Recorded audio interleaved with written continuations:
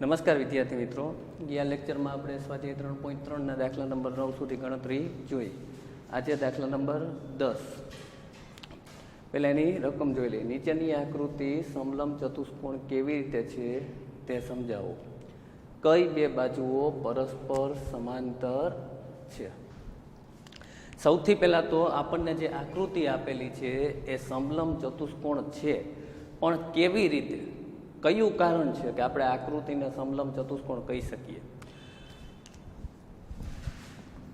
સ્વાધ્યાય 3.3 દાખલા નંબર 10.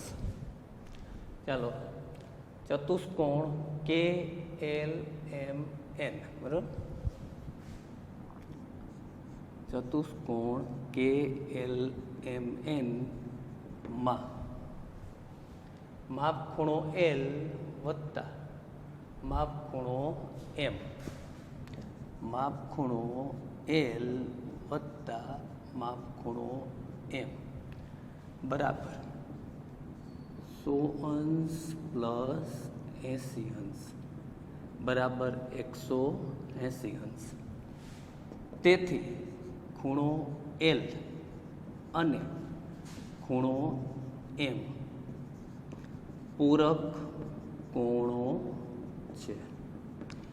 જે બે ખૂણાના માપનો સરવાળો 180 અંશ થાય તે બે ખૂણા છે એકબીજાના પૂરક કોણ કહેવાય. એટલે અહીં ખૂણો L અને ખૂણો M એ બંનેના માપ જે આપણે આપેલા છે 100 અંશ અને 80 અંશ, આ બંનેનો આપણે સરવાળો કરીએ એટલે આપણે કેટલું મળે છે? 180 અંશ. એનો અર્થ શું થયો કે જે ખૂણો L અને ખૂણો M આ બંને કેવા છે? પૂરક કોણો છે. હવે ધ્યાનથી જુઓ, અહીંયા આપણને બે બાજુ છે એ સમાંતર મળે છે, NM અને KL, બરાબર? ચતુષ્કોણ KLMN માં કઈ બે સમાંતર છે? NM સમાંતર કઈ થશે? KL. બરાબર? હવે એને કોણ છેદે છે, બરાબર? NM સમાંતર KL છે, એને કોણ છેદે છે, એની છેદિકા કઈ છે? આ બે સમાંતર બાજુ છે, બરાબર? NM સમાંતર KL ને, બરાબર, આ જે L અને M એની વાત કરવાની છે આપણે, બરાબર? L અને M છે એ શું છે? બરાબર, પૂરક કોણો તો છે, પણ કેવા પૂરક કોણો? બરાબર, ચતુષ્કોણ KLMN માં NM સમાંતર KL ને છેદવાથી, બરાબર, કઈ છેદિકા છે? તો કે ML, બરાબર? NM સમાંતર KL ને છેદવાથી, બરાબર, જે ML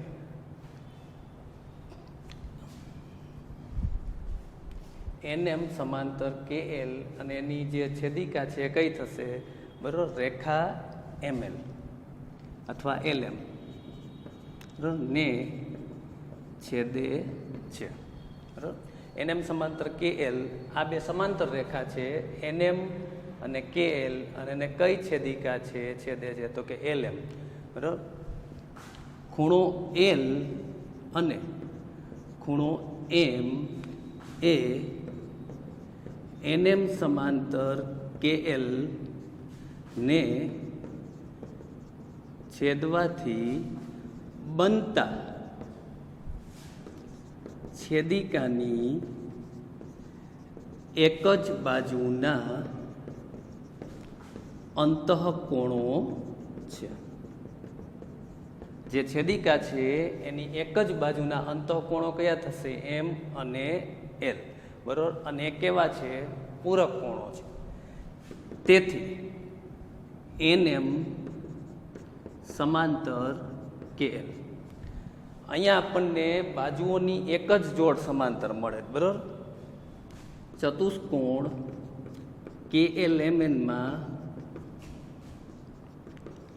બાજુઓની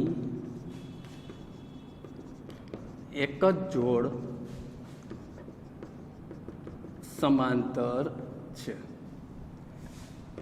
તેથી ચતુષ્કોણ KLMN એ સમલંબ ચતુષ્કોણ છે. સમલંબ ચતુષ્કોણ છે, પણ કેવી રીતે? તો સૌથી પહેલાં તમારે શું કરવાનું છે કે જે ખૂણાના માપ આપેલા છે એલ અને એમ એ બંને કેવા છે? પૂરક કોણો છે. પૂરક કોણો તો છે જ, સાથે જે બે સમાંતર રેખાને એક છેદિકા, બરાબર, રેખા LM એ છેદે છે, તો એ છેદિકા છેદવાથી બનતા જે છેદિકા છે એની એક જ બાજુના અંતઃકોણો છે. ખાસ સમજો, અહીંયા બનતી નહીં આવે, છેદવાથી પછી બનતા છેદિકાની એક જ બાજુના અંતઃકોણો, આખું ભેગું લેવાનું છે. છેદિકાની એક જ બાજુના અંતઃકોણો કેવા હોય? પૂરક હોય. અને જો છેદિકાની એક જ બાજુના અંતઃકોણો પૂરક હોય તો એને મને કેલ છે કેવી છે? સમાંતર છે. એટલે ચતુષ્કોણમાં બાજુઓની એક જોડ સમાંતર હોય તો એવા ચતુષ્કોણ છે એને શું કહેવાય? તો કે સમલંબ ચતુષ્કોણ. અહીંયા સમલંબ ચતુષ્કોણની વ્યાખ્યા તમારે યાદ રાખવાની છે કે સમલંબ ચતુષ્કોણ છે એમાં જે સામસામેની બાજુ હોય એની બંને જોડ સમાંતર નથી હોતી, માત્ર એક જ જોડ સમાંતર હોય. સમાંતર બાજુ ચતુષ્કોણ છે એમાં સામસામી બાજુ છે, સામસામેની બાજુઓ એની બંને જોડ સમાંતર હોય. જ્યારે સમલંબમાં શું હોય? એક જ હોય, બરાબર. એટલે તમારે શું યાદ રાખવાનું છે કે NM સમાંતર KL છે એને રેખા LM છેદે છે અને છેદિકાની એક જ તરફના જે અંતઃકોણો છે એ કેવા હોય? પૂરક કોણો હોય. એટલે આપણે આ લખી શકીએ કે NM સમાંતર KL. અને જો એક જ બાજુની જોડ સમાંતર હોય, બાજુઓની એક જ જોડ, તો ચતુષ્કોણ KLMN કેવો થશે? સમલંબ ચતુષ્કોણ.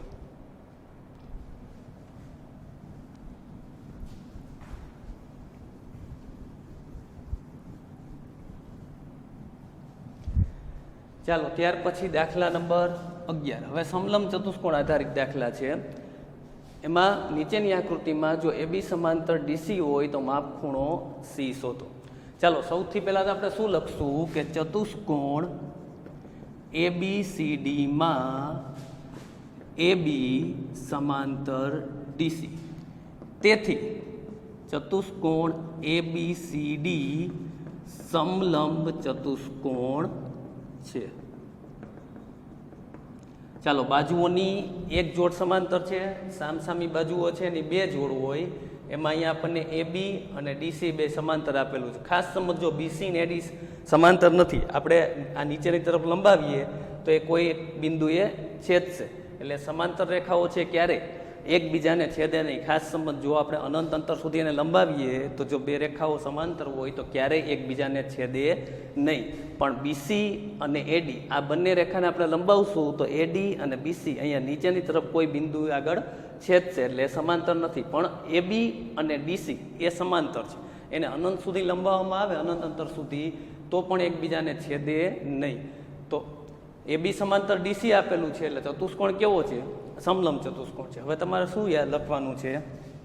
તો કે હવે સમલંબ ચતુષ્કોણ ABCD માં સમલંબ ચતુષ્કોણ ABCD માં AB સમાંતર DC ની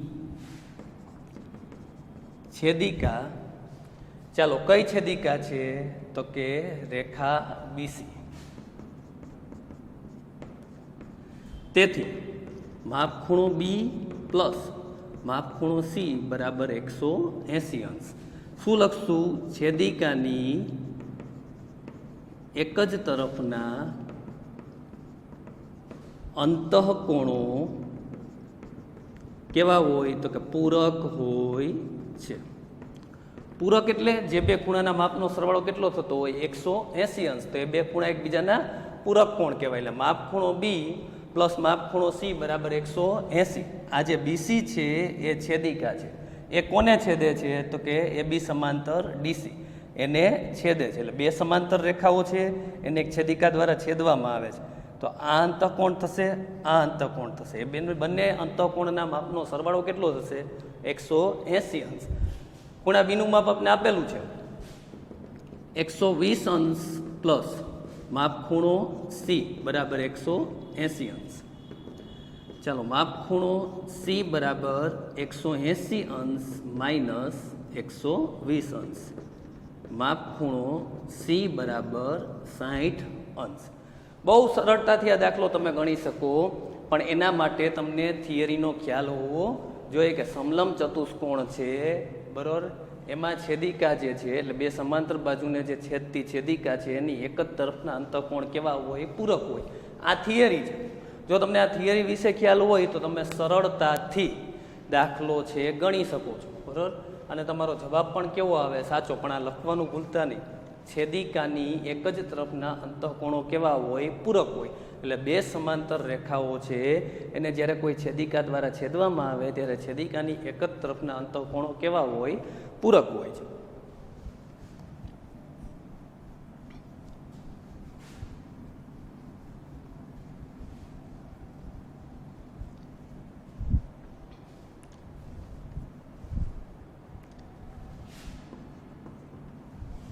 ચાલો દાખલા નંબર 12. નીચેની આકૃતિમાં એસપી સમાંતર આરક્યુ હોય તો ખૂણો પી અને ખૂણો એસ નું માપ શોધો. આપણને એક સમલંબ ચતુષ્કોણ આપેલો છે. આપણને કેવી રીતે ખ્યાલ આવે કે આપેલ ચતુષ્કોણ સમલંબ ચતુષ્કોણ છે? તો કે જે ચતુષ્કોણમાં સામસામેની બાજુઓની, બરાબર, બે જોડ પૈકીની એક જોડ સમાંતર હોય તો એવો ચતુષ્કોણ સમલંબ ચતુષ્કોણ તરીકે ઓળખાય છે. એટલે અહીં જે ચતુષ્કોણ આપેલો છે એમાં સૌથી પહેલાં તો આપણે શું લખશું? તો કે ચતુષ્કોણ PQRS માં, ચતુષ્કોણ PQRS માં SP સમાંતર RQ રેખાખંડ છે. રેખાખંડ SP સમાંતર RQ. તેથી ચતુષ્કોણ PQRS સમલંબ ચતુષ્કોણ છે. ચાલો આ લખવું જરૂરી છે. એમને એમ તમે સીધી થિયરી ન લખી શકો, બરાબર. સૌથી પહેલાં તમારે સાબિત કરવું પડે કે ચતુષ્કોણ PQRS કેવો ચતુષ્કોણ છે? સમલંબ. શા માટે? તો કે સામસામેની બાજુઓની બે જોડ પૈકીની એક જોડ કેવી છે? સમાંતર છે. એટલે આપેલ ચતુષ્કોણ સમલંબ ચતુષ્કોણ છે. હવે આપણે શું કરવાનું છે? ખૂણો P અને ખૂણો S નું માપ મેળવવાનું છે. હવે ધ્યાનથી જુઓ, અહીંયા SP સમાંતર RQ છે અને PQ એની છેદિકા છે, બરાબર. સમલંબ ચતુષ્કોણ PQRS માં SP સમાંતર RQ ની છેદિકા રેખા PQ છે. તેથી માપ ખૂણો P પ્લસ માપ ખૂણો Q બરાબર 180 અંશ. શા માટે 180 અંશ? તો કે છેદિકાની એક જ તરફના અંતઃકોણો એટલે અંદરના ખૂણા, અંતઃકોણો પૂરક હોય છે. જે છેદિકા છે એની એક જ તરફના અંતઃકોણો કેવા હોય? પૂરક હોય. માપ ખૂણો P પ્લસ, ચાલો Q નું માપ આપણને આપેલું છે. ખૂણા Q નું માપ 130 અંશ.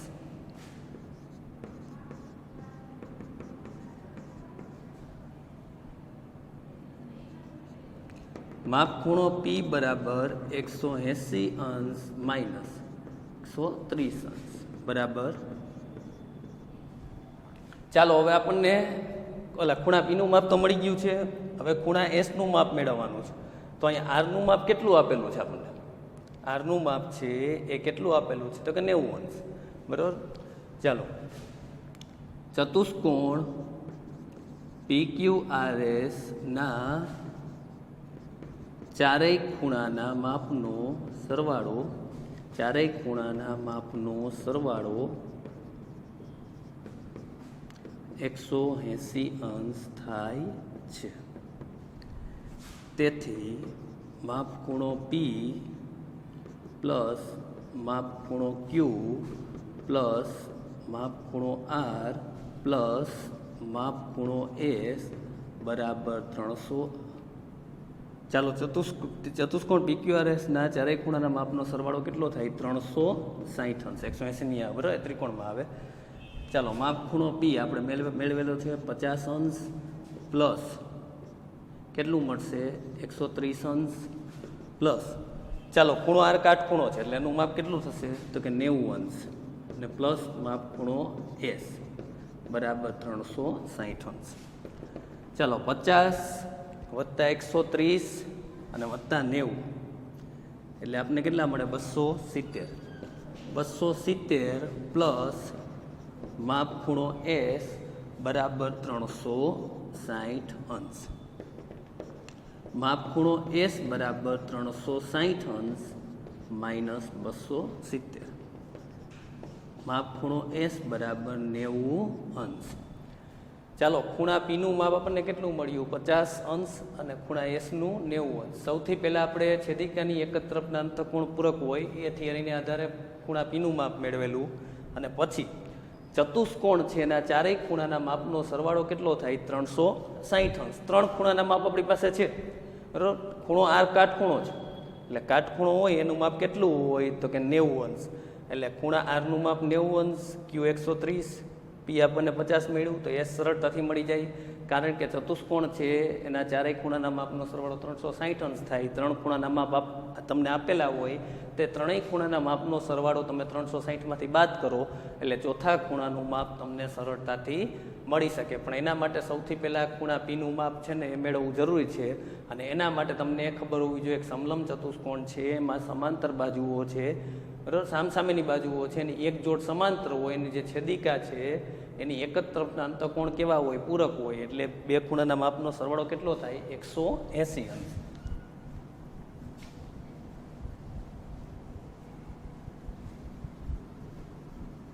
ચાલો અહીંયા આપણું સ્વાધ્યાય 3.3 છે એ પૂરું થાય છે. હવે આપણે થોડીક થિયરી જોવાની છે. આપણે સમાંતર બાજુ ચતુષ્કોણ વિશે જોયેલું છે. હવે વિશિષ્ટ સમાંતર બાજુ ચતુષ્કોણ છે એનો આપણે અભ્યાસ કરવાનો છે બરાબર. વિશિષ્ટ સમાંતર બાજુ ચતુષ્કોણ. ચાલો એમાં સૌથી પહેલું આવશે સમબાજુ ચતુષ્કોણ. સમબાજુ ચતુષ્કોણ છે એ કોને કહેવાય? એની વ્યાખ્યા શું છે? બરાબર.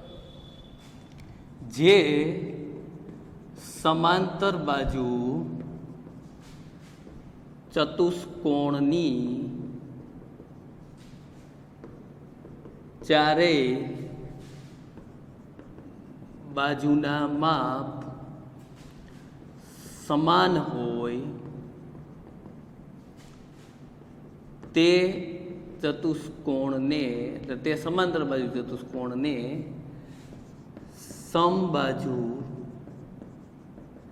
ચતુષ્કોણ કહે છે.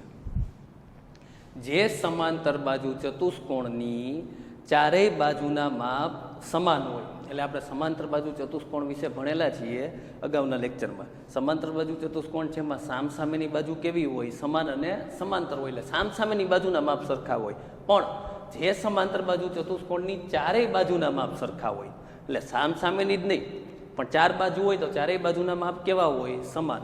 તો તે ચતુષ્કોણને કેવો ચતુષ્કોણ કહેવાય? સમબાજુ ચતુષ્કોણ. આપણે એક આકૃતિ ડ્રો કરીએ.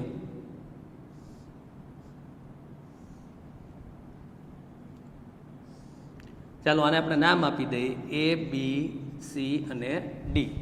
તો ચતુષ્કોણ ABCD છે એ કેવો ચતુષ્કોણ છે? તો કે સમબાજુ ચતુષ્કોણ છે. સમબાજુ ચતુષ્કોણ એટલે એની જે ચારેય બાજુ છે એના માપ કેવા હોય? સરખા હોય બરાબર. એટલે અહીં AB બરાબર BC બરાબર CD બરાબર DA. AB, BC, CD અને DA આ ચારેયનું માપ કેવું છે? સરખું. અને આપણે જુઓ સંકેત દ્વારા દર્શાવેલું છે. આ શું દર્શાવે છે? કે રેખાખંડની જે લંબાઈ છે અથવા રેખાખંડનું માપ છે કેવું છે? સમાન. એટલે AB, BC, CD અને DA અથવા AD આ ચારેય બાજુના માપ કેવા છે? સમાન છે. જો સમાંતર બાજુ ચતુષ્કોણ હોય તેમાં સામસામેની બાજુ છે સમાન હોય, પણ એવો સમાંતર બાજુ ચતુષ્કોણ કે જેની ચારેય બાજુના માપ કેવા હોય? એક સમાન હોય, એક સરખા હોય. તો એવા સમાંતર બાજુ ચતુષ્કોણને શું કહેવાય? સમબાજુ ચતુષ્કોણ બરાબર.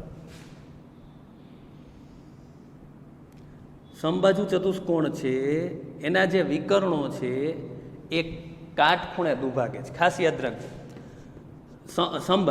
સમબાજુ ચતુષ્કોણના વિકર્ણો પરસ્પર કાટખૂણે દુભાગે છે. એટલે સમબાજુ ચતુષ્કોણ કોને કહેવાય? વિશિષ્ટ સમાંતર બાજુ ચતુષ્કોણ છે. એવો સમાંતર બાજુ ચતુષ્કોણ કે જેની ચારેય બાજુના માપ કેવા છે? સરખા. અને જે વિકર્ણો છે એકબીજાને છેદે છે, પણ ક્યાં છેદે છે? કાટખૂણે.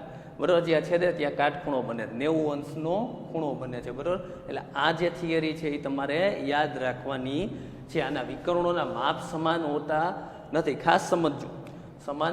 સમબાજુ ચતુષ્કોણ છે એના વિકર્ણોના માપ સમાન હોતા નથી, પણ ચારેય બાજુના માપ કેવા હોય? એક સમાન હોય. બરાબર.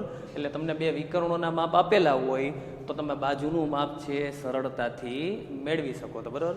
ધારો કે તમને વિકર્ણોના માપ 24 ને 10 સેમી આપેલા છે, તો અહીંયા અડધું થઈ જશે. બરાબર. 24ના અડધા આ 12 થઈ જશે, આ 5 થઈ જશે અને આ કર્ણ બને છે, એટલે આ તમને 13 મળશે.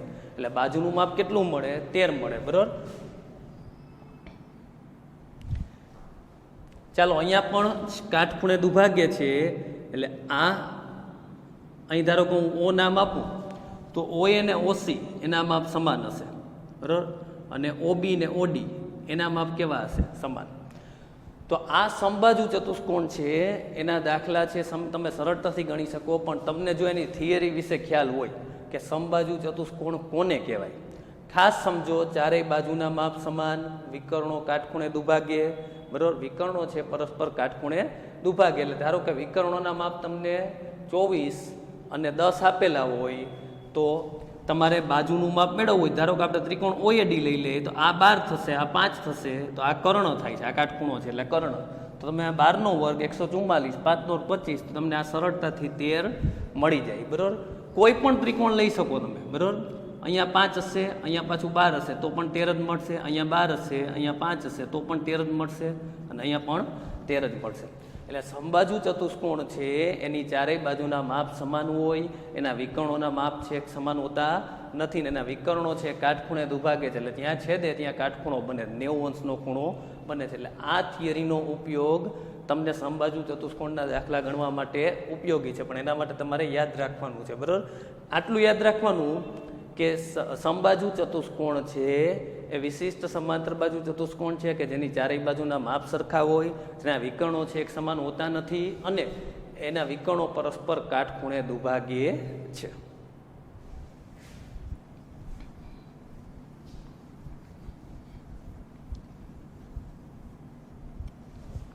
ચાલો, નેક્સ્ટ આવે છે જેના વિશે તમે કદાચ અગાઉ અભ્યાસ કરેલો હશે. એ છે ચોરસ. ચોરસ પણ એક વિશિષ્ટ સમાંતર બાજુ ચતુષ્કોણ છે. આપણે ચોરસ છે એની વ્યાખ્યા લખીએ. જે સમાંતર બાજુ ચતુષ્કોણની ચારેય બાજુના માપ સમાન હોય અને ચારેય ખૂણા કાટખૂણા હોય તે ચતુષ્કોણને ચોરસ કહે. તે ચતુષ્કોણને ચોરસ કહે છે. તમે કદાચ ચોરસનું ક્ષેત્રફળ છે અગાઉના ધોરણમાં ભણી ગયા છો, લંબાઈનો વર્ગ થાય. બરાબર. તો આપણે એક ચોરસ ડ્રો કરીએ કે જેની ચારેય બાજુ છે એના માપ કેવા છે? એક સમાન. ચાલો, એક ચોરસ છે ABCD. તો અહીંયા પણ આપણે રીતે લખી શકીએ AB બરાબર BC બરાબર CD બરાબર AD. ખાસ સમજો, ચતુષ્કોણ ABCD ચોરસ છે. અહીં AB બરાબર BC બરાબર CD બરાબર AD અથવા D. ચાલો, ચોરસ છે એના વિકર્ણો પણ, ચોરસના જે વિકર્ણો છે એ પણ પરસ્પર કાટખૂણે દુભાગે છે. બરાબર, ચોરસના જે વિકર્ણો છે એ પણ પરસ્પર કાટખૂણે દુભાગે છે, એટલે અહીંયા પણ શું બને છે? કાટખૂણો. બરાબર, જે સમબાજુ ચતુષ્કોણમાં હતું એ જ, પણ સમબાજુ ચતુષ્કોણ છે એના ચારેય ખૂણા કાટખૂણા નહોતા. ખાસ સમજવું, સમબાજુ ચતુષ્કોણ છે એમાં ચારેય બાજુના માપ સમાન હતા, જ્યારે અહીંયા શું છે? ચારેય ખૂણા કેવા છે? કાટખૂણા. બરાબર, બાજુના માપ તો સમાન છે જ, પણ ખૂણાના માપ એ કેવા છે? સમાન છે. ચારેય બાજુના માપ સમાન, ચારેય ખૂણાના માપ સમાન, અને વિકર્ણો પરસ્પર કાટખૂણે દુભાગે. અને બીજું કે ચોરસના જે વિકર્ણો છે એ પણ એકરૂપ હોય, એટલે વિકર્ણો છે એની લંબાઈ પણ કેવી હોય? એક સમાન હોય. બરાબર, ચોરસના વિકર્ણો પરસ્પર કાટખૂણે દુભાગે છે. બરાબર, કાટખૂણે દુભાગે છે એટલે અહીં શું બને? બધે કાટખૂણો બને. બરાબર, કાટખૂણો બને એટલે ધારો કે અહીંયા આપણે ઓ બિંદુ નામ આપી દઈએ. બરાબર, તો OA, OC, OB, OD આ બધાના માપ કેવા? સમાન હશે, કારણ કે એના વિકર્ણો સમાન હોય છે. ચોરસના વિકર્ણોના માપ